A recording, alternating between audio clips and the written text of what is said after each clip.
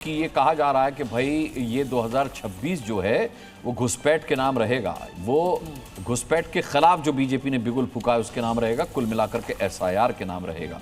सवाल ये उठता है कि एसआईआर को चुनावी घोटाला बताया जा रहा है, और क्यों रहेगा एसआईआर के नाम? ये भी इसलिए भी कहा जा रहा है क्योंकि भाई सब जानते हैं 2026 में सबसे बड़ा विधानसभा चुनाव जो है वो पश्चिम बंगाल का है।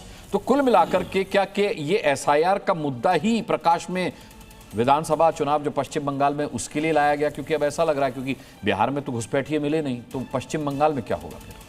देखिए, ये चुनाव एसआईआर नहीं, RAM, राम वर्सेस बाबर का है। आप बोलेंगे राम वर्सेस बाबर।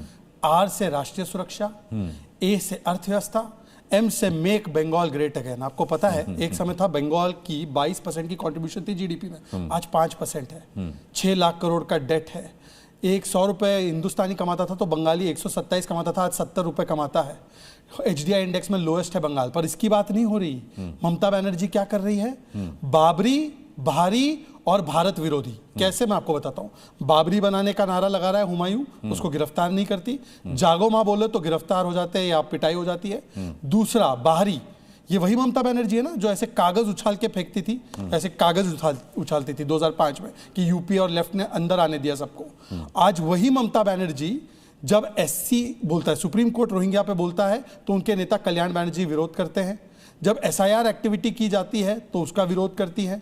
जब रोहिंग्या को इंटरनल सिक्योरिटी थ्रेट डिक्लेयर किया जाता है तो बोलती है मासूम है रोहिंग्या। जब हम लोग कहते हैं कि पूरी बॉर्डर फेंसिंग होनी चाहिए तो 400 किलोमीटर वो देती नहीं है बॉर्डर फेंसिंग BSF के लिए, और हाई कोर्ट उनके ऊपर टिप्पणी करता है कि आप किस प्रकार से कर रही है।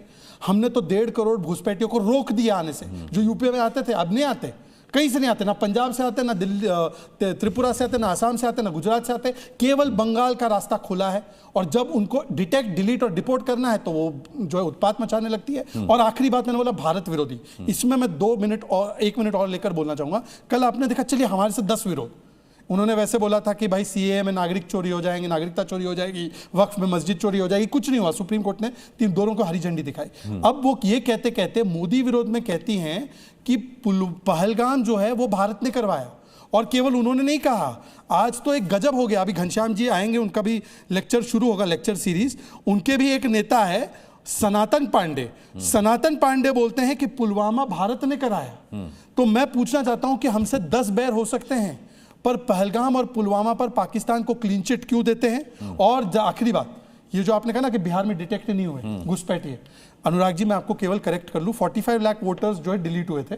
सुप्रीम कोर्ट की मॉनिटरिंग में हुआ, एक भी ये लोग कंप्लेंट या शिकायत नहीं दे पाए। सुप्रीम कोर्ट ने भी बोला कि आपने बहुत हल्ला मचाया पर कुछ दे नहीं पाए। 3 लाख नोटिस गए संदिग्ध वोटर्स को, जिनका जवाब अगर नहीं आएगा तो उनको यही माना जाएगा कि ये घुसपैठिए, फिर MHA कार्रवाई करेगा। बंगाल में भी आपको एक चीज बता देता हूं, सुनिए। ऐसा खबर है 35 से 40 लाखों फर्जी वोटर ममता बनर्जी बना के रखी है। ये पता है कौन है ये शख्स? श्री अधीर रंजन चौधरी। 35 लाख वोटर ममता बनर्जी ने बनाकर रखी है। अब हमारे माननीय सर्वमान्य घनश्याम तिवारी जी बताए कि या तो अधीर रंजन जी झूठ बोल रहे हैं या ममता जी झूठ बोल रही हैं। चलिए, मैं घनश्याम तिवारी के पास जाने से पहले संजय शर्मा का रुख करता हूं, TMC से हमारे साथ हैं।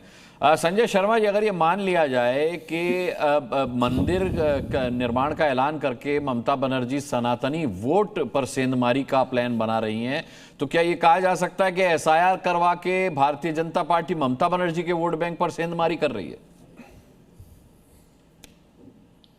देखिए, SIR बनाकर भारतीय जनता पार्टी क्या कर रही है ये तो कहना बड़ा मुश्किल है। उन्होंने तो बिहार में किया है। बिहार में जो सागर मंथन के रूप में इन्होंने SIR की थी, घुसपैठिए पकड़े जाएंगे।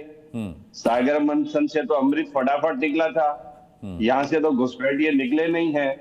ये लोग जाके बता नहीं रहे हैं कितने निकलेंगे, कितने हुए, क्या हुए, कुछ नहीं, हिसाब सारा गोलमाल है। लेकिन पश्चिम बंगाल में संजय जी जब SIR का ऐलान हुआ तो बहुत सारे लोग जो है बांग्लादेश बॉर्डर की तरफ भागे थे। हमारा बॉर्डर ऐसा नहीं है कि कोई बांग्लादेश ऐसे कोई भागेगा और वहां किसी वो सीमा पर चला जाएगा। ये यहाँ देश में कोई शासन व्यवस्था है कि नहीं? मैं मानता हूं कि केंद्रीय गृह मंत्री के रूप में श्री अमित शाह का कार्यकाल घुसपैठ समस्या, घुसपैठ जनित जो समस्याएं हैं, इसमें बिल्कुल फेल रहा है। इनका रिपोर्ट कार्ड 0 बटे सन्नाटा का है। अच्छा, मतलब यहाँ से जा नहीं सकते लेकिन वहां से आ सकते हैं। अभी त्रिपुरा में अक्टूबर महीने में त्रिपुरा में काफी लोग त्रिपुरा से बांग्लादेशी काफी आए थे और वहां लोकल एक नेक्सस चलता है भाजपा नेताओं का जो घुसपैठ कराते हैं 2-2 हजार रुपए लेकर। अब ये शहजादपुरा वाला क्या कहेंगे इस रिपोर्ट पर, ये तो वो जाने, लेकिन ये दस्तावेज है, ये वहां के अखबारों में छपा है और ये न्यूज है, त्रिपुरा से आ रहे हैं। असल में क्या है, पिछले कार्यकाल के लिए इनके कार्यकाल का यदि हम मैपिंग करेंगे कि इन्होंने क्या किया है घुसपैठ को लेकर, खाली बतौलेबाजी छोड़कर इन्होंने कुछ नहीं किया है। बतौलेबाजी में मास्टर हैं, कहते हैं ये था बंगाल, वो था बंगाल। हाँ, बीच में कुछ काले बादल थे, यहाँ पर 34 साल कुछ अन्य पार्टी का शासन था। अब दिल्ली के शासन में वापस बंगाल ग्रोथ कर रहा है। ये तो कह रहे थे पिछले चुनाव में कि अब की बार 200 पार, इनको 75 सीट के आ गए और उस पर भी इनके 20 के लगभग एमएलए हमारी पार्टी में ज्वाइन कर चुके हैं।